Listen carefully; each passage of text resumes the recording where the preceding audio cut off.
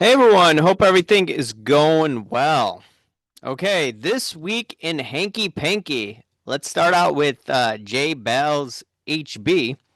He covered this story where I actually discussed this before, where you had in shop owner, I believe he was a veteran, Rashad Aldridge, and this one collector, Jorge Olazabal, filed a $200,000 lawsuit against Aldridge and his business legend only sports card.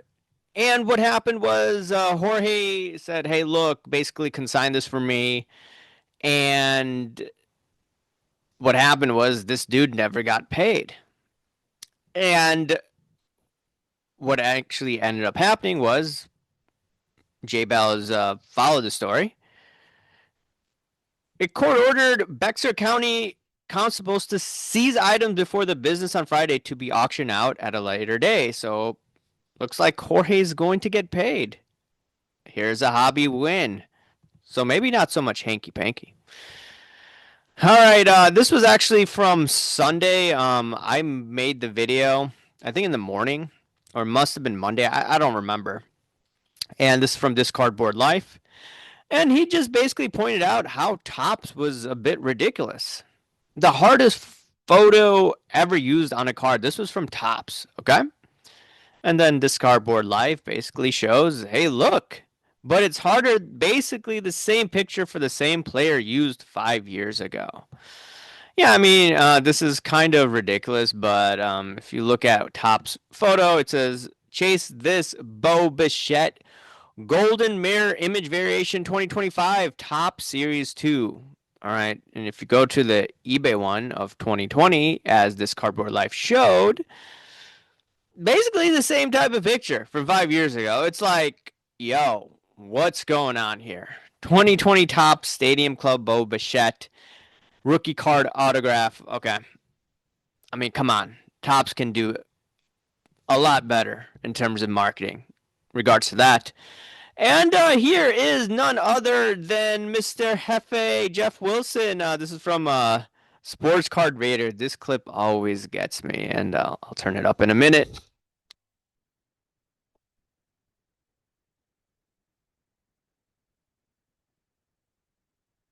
Setting himself up to have an incredible postseason. Boba Dodgers. He's having a nice. Bo Bichette of the Los Angeles Dodgers. He's having a nice season, and of course, we know the Dodgers are one of the favorites to win the World Series this year, and if they do.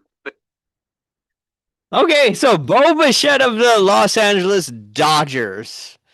Maybe he was thinking of his dad, Dante Bichette. Didn't Dante Bichette play in the same division in the NL West with the Rockies? I don't know. I just wanted to play that. That was funny. Okay, this is Cage Lawyer, and going back to Jeff Wilson, and you got to really look at this clip over here. All right, let's listen in. Now, where my brain is, that item does not fit into where I want to put my hobby dollars. I'd rather sell it and use that money on something else. And that is okay. And that is my 5 minutes of hobby thoughts for you today. I know there are people out there who are considering doing this or, doing what I like to call their PC audits. And it's okay if you were wrong on something or if you just change your mind about, whether or not that's something you really want to hold long term. Move on from it. Find something that's going to make you happy today. There you go. I released that yesterday, and I got a bunch of messages like this telling me I need to watch Jeff Wilson's video today, and that he must have watched my video. I'm here to tell you today that changing the way you collect is okay. It's actually natural. People evolve as collectors, and when you started collecting, when you got into the sports card hobby, whatever you bought back then, whatever you were into back then, whatever your style of buying cards or flipping cards or building out your collection was, it may be different for you today, and it's perfectly okay. So yeah, Looks like Jeff Wilson didn't give attribution to Cage Lawyer and he copied it. Man, Jeff Wilson just pulled a Lameme James. But in all seriousness, I think all of us in general, if we see someone's content, just shout it out. You know, what I'm trying to do moving forward is just shout people out. Now, this dude, what was it called? VVG, he thought that I did a post without giving him attribution. I actually saw it on Collect regarding, PMGs and Goonblock first, so I did a post on that. He said, you should give me attribution. Then I showed him some of his other buddies and not giving attribution, and he fell quiet. But speaking of VVG, all I see of him on Instagram is like pumping Bob Ross art cards, or not art cards, but his paintings. So that's something to look out for.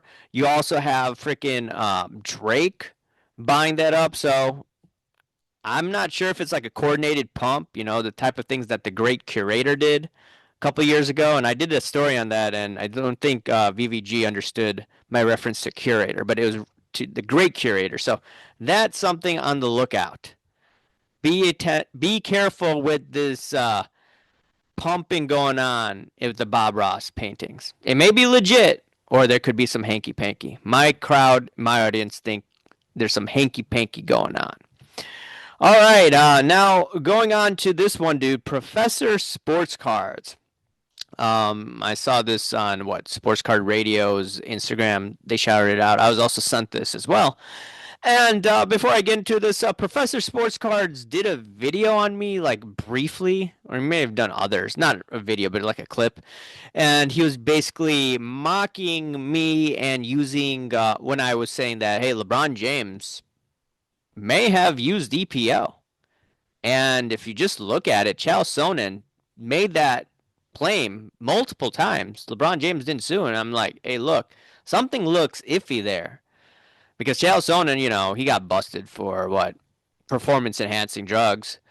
And then on top of it, he works for ESPN. Nothing happened. Remember, ESPN has very sensitive people up there. And they usually get rid of those people that go off board. And the fact that LeBron James didn't sue Chael Sonnen, that was fishy. But getting back to what Professor Sports Cards had, he asked the question, did Sports Card Radio get paid by Ken Golden? So Sports Card Radio did a Substack. Did Ken Golden pay off Sports Card Radio to go away? This is probably the best article that I've read in a long time. One of the best articles I've read in a while. You should just read it. Sports card content blows ass right now. Fanatics has the positivity posse by the nutsack. Michael Rubin pays some pencil neck dickweed to make sure Card Shop and Breakers are posting a specific number of times about tops. It's literally in a fucking contract. Laugh out loud. These breakers and card shops paint themselves as business owners. You could just read this. This is hilarious. Like it goes on. Michael Rubin has you by the nutsack, and you don't get an invite to a white party. Funny thing is, these aren't the dumbest fucking idiots in the hobby. 99% of the other content creators are running no-cost PR firms for PSA. Let's take a second to recognize Nat Turner sucks at running PSA. Stupid fucking Nat Turner can't even scale the business. Even a few months, he's got PSA backed up like a Taco Bell bathroom on a Tuesday. Dude. It goes on.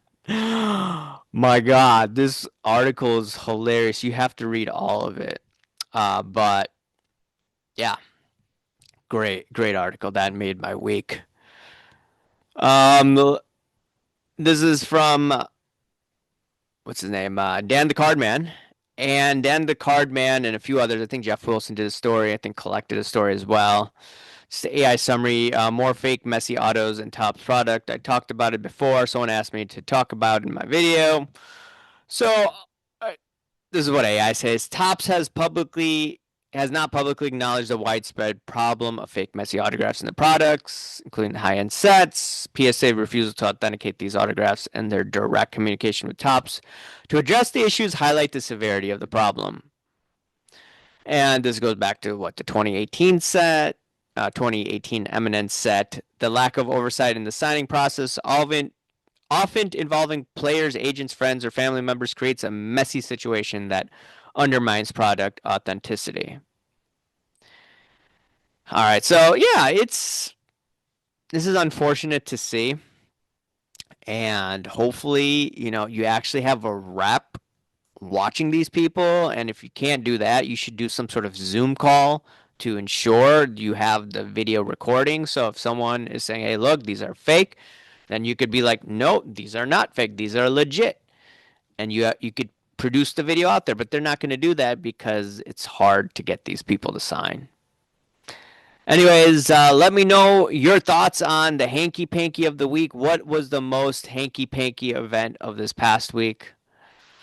Man, there's so much to go over, but I would say it's a tie between Jeff Wilson, using Cage Lawyer's ideas without attribution, and two tops sleazy marketing regarding Bo Bichette, basically the same card. Though on a positive note, Lincoln Park cards are being made by Top slash Fanatics, so I may actually buy that. That may be the first time that I'm going to buy out some cards from Fanatics. So even though I bash them, that's something that I may spend money on. So let me know your thoughts. I'll talk to you later. Have a nice week ahead.